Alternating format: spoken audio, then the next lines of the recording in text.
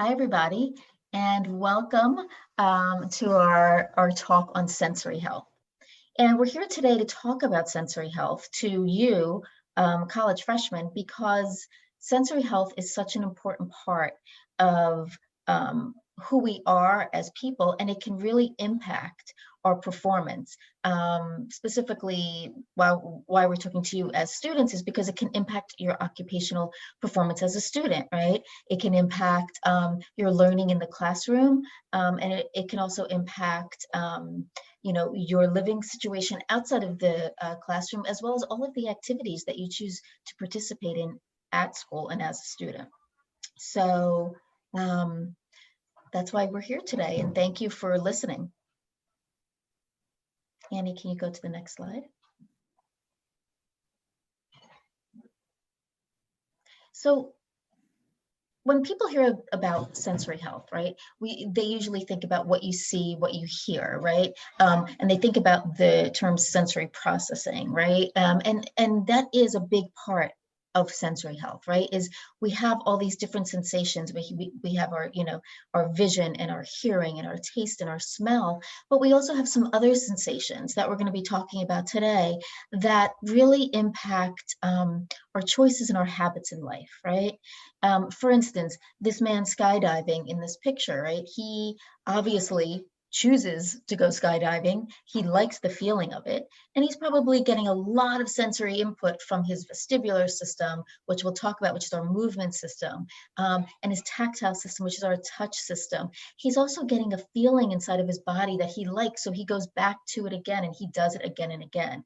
I'm making that up, but let's pretend he does this on a regular basis, right?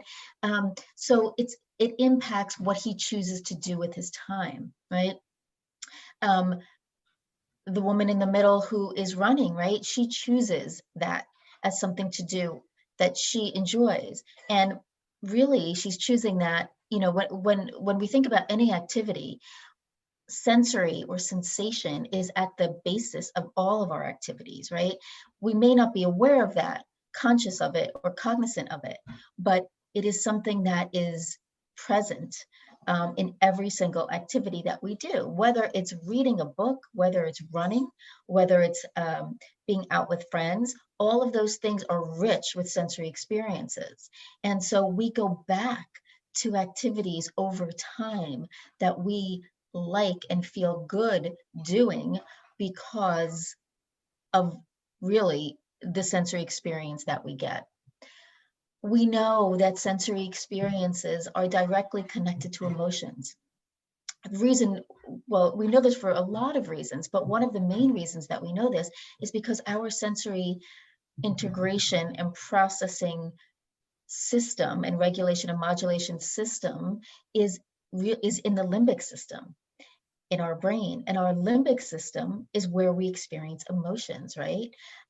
So we know that not only are our perceptions of sensation over time developed into likes and dislikes and emotions, but also our ability, the structure of our brain makes it so, right? It makes the sensory emotion connection.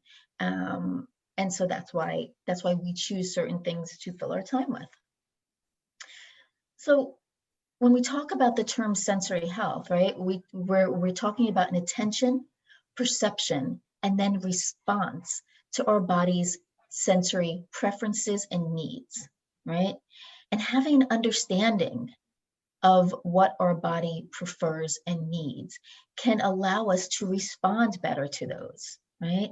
It can allow us to give our bodies the things we need to perform optimally in all of our occupations, including our occupation of being a student, including our learning, including setting up the environment so that we have everything that we need to be able to sit and listen to this lecture, for example, right? How many of you are sitting there right now with a cup of coffee? Or how many of you are sitting there right now listening to this with a snack? I know when I watch presentations, especially now that everything is virtual and conferences are virtual and classes are virtual. I need something with me all the time to sort of keep my arousal at a certain point, right? To keep myself alert, so that I can pay attention and to what's being said and what's being shown on the screen. So understanding what our body needs and being able to respond to it is really a key piece of sensory health. Thanks, Annie. I believe that sensory health is really the missing piece in the wellness conversation, right? It's something that's so foundational to our well-being that we don't even, but it's not something that's conscious.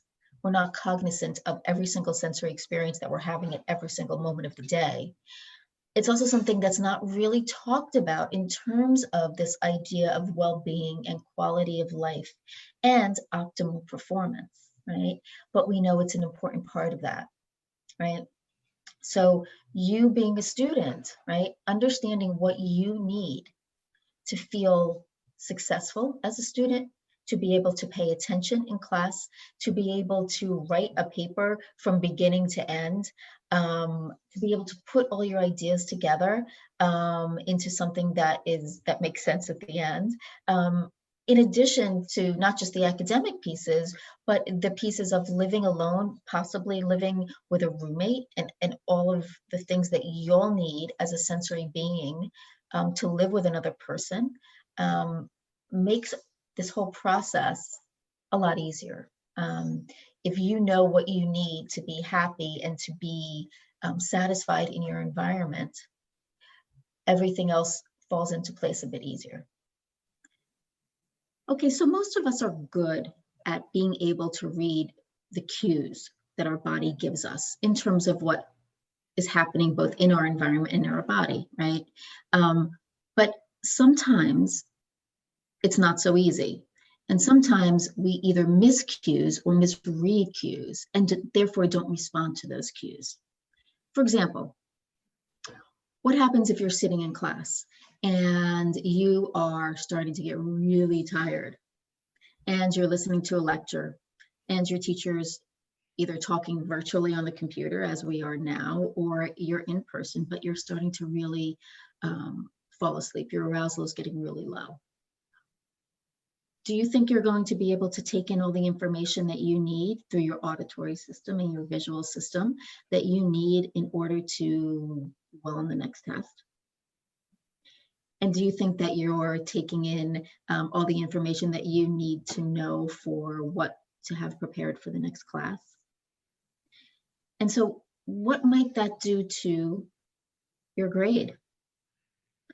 And then what if this happens in multiple classes, right?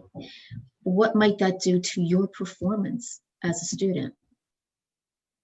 I'll give you another example. What if you are living on campus and you're living with somebody who is really loud and energetic and has a lot of energy, likes to stay up late, likes to listen to loud music, likes to have the lights on really brightly all the time when they're in the room.